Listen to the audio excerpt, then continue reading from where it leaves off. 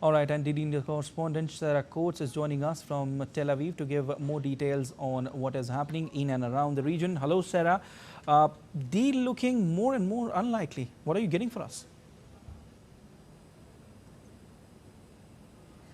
Hello there, Sid. It really is many sticking points here. And according to senior Israeli and US officials, talks are on the brink of collapsing. Now, the US Secretary of State, as you mentioned, is now on his way back to Washington after this crisis tour of the Middle East. He was here in Israel. He then travelled to Egypt, and his final destination, his final stop was in Qatar. Now, he told reporters just before boarding his flight that a deal needs to get done, and it needs to be done in the days ahead. Now, one of these major sticking points is Hamas's demand for a complete withdrawal of Israeli forces from the Gaza Strip. This is something that Israel completely rejects. We've been hearing from the Israeli Prime Minister Benjamin Netanyahu that he wants to keep complete security control of the Philadelphia corridor. This is this very narrow strip of land that separates Gaza and Egypt, with Netanyahu saying that this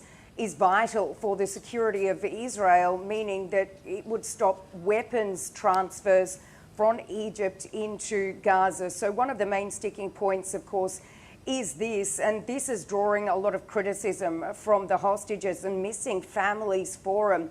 They have been slamming Benjamin Netanyahu, basically accusing him of blocking a deal. Now, Blinken was also speaking out about what Netanyahu said about the Philadelphia corridor, and he said that the US does not accept any long-term occupation of Gaza by Israel. And really, this ceasefire and hostage deal is really being seen as crucial, Sid, to potentially stop further escalation in the region, as we do need to remember that both Hezbollah and Iran have been threatening to retaliate against Israel for the assassinations of a senior Hezbollah commander, and also, of course, Ismail Haniyeh, who was the head of Hamas's Politburo. Sarah, now tit for tat between Israel and Hezbollah is escalating, certainly. What more can you tell us?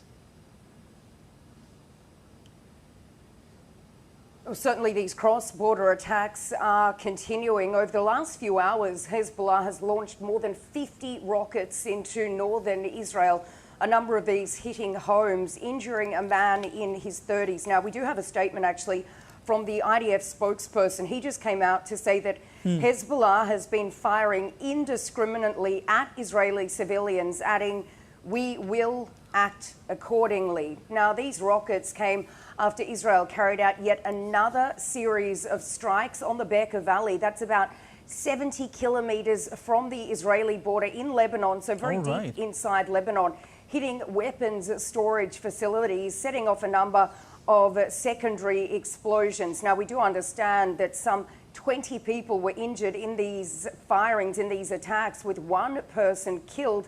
And once again, Hezbollah has been threatening to retaliate against Israel, while we do need to mention Iran here because its UN mission has come out to pledge retaliation against Israel, saying that Iran would respond in a time and manner that takes the Israelis by surprise. So once again, this region is really on edge, and this ceasefire in Gaza is being seen, Sid, as crucial for bringing down tensions. All right, we leave it there. Thank you so much, Sarah Coates, for joining in and for your analysis.